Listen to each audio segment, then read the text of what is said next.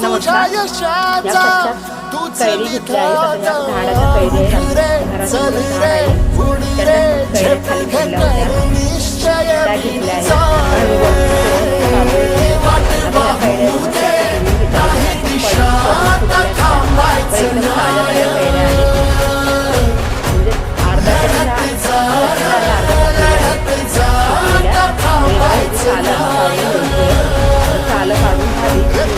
आणि काढून एका कढईमध्ये घ्यायचं आहे बघा. सगळ्या कैऱ्यांचा वर आपण काढून घेणार आहोत.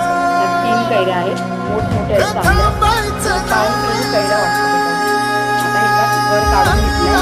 आता ह्याच्यावर घ्यायचं बघा. पाणी टाकून घेतले. त्याच्यामुळे मी मॅश केलं. जास्त चाळणी टाकलेलं नाही.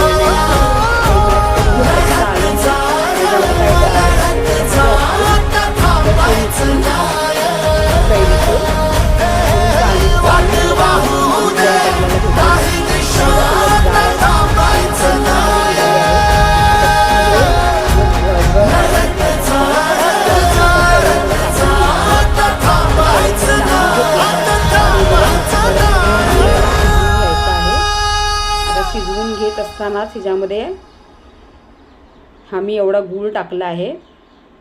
जेवढं तुमच्या गोडीनुसार तुम्ही गूळ टाकू शकता. आम्ही 200 ग्राम गूळ टाकला ह्याच्यामध्ये. आता हा गूळ टाकून ह्याच्यामध्ये चांगलं गूळ पिघळत आला की तोपर्यंत या सुक्या लाल मिरच्या आहेत आणि ही काळी मिरी आहे. ही मी जास्त वाटून घेतली आहे. मी मिक्सरला वाटून घेतली आहे. पण तेवढी मी मिरची टाकणार नाही आहे त्याच्यामध्ये, कारण मला दुसरी पण पाहिजे. दुसऱ्याला ह्याला पण पाहिजे होती रेसिपीला म्हणून. आता हे काळं मीठ ह्याच्यामध्ये टाकून घेतलं आहे. चवीनुसार टाकून घ्यायचं आहे काळं मीठ. आता काळं मीठ टाकून घेतलं की हे बघा, ही मिरची पावडर आणि काळी मिरी ती त्याच्यामध्ये टाकली आहे. थोडीशी आपली टाकायची, जास्त काही तिखट नाही करायचं. फक्त आपल्याला मस्त लाल थोडेसे स्पॉट्स दिसण्यासाठी टाकले ते चिली फ्लेक्स. आता हे टाकून झालं की हे ताटाला मी तेल लावून घेतले आणि त्याच्यावरती जे हे बनवलं होतं मिश्रण ते आपण पसरवून घ्यायचं आहे. सगळ्या ताटाला असं पातळसर पसरून घ्यायचं. हे बघा, हा प्लास्टिकचा ट्रे होता, ह्याला पण पसरून घेतलं आहे. ह्याला पण पसरून घेतलं आहे सगळ्या ताटीवरती आणि ह्याच्या ट्रेवरती.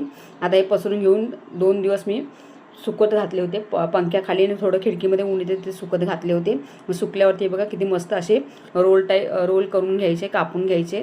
नाहीतर जो तुम्हाला वड्या पाडायच्या तर एकावर एक ठेवून त्याच्या वड्या पाडायच्या आहे. बघा किती मस्त झाले. तर प्लीज माझ्या चॅनलला सबस्क्राईब करा, लाईक करा आणि शेअर करा.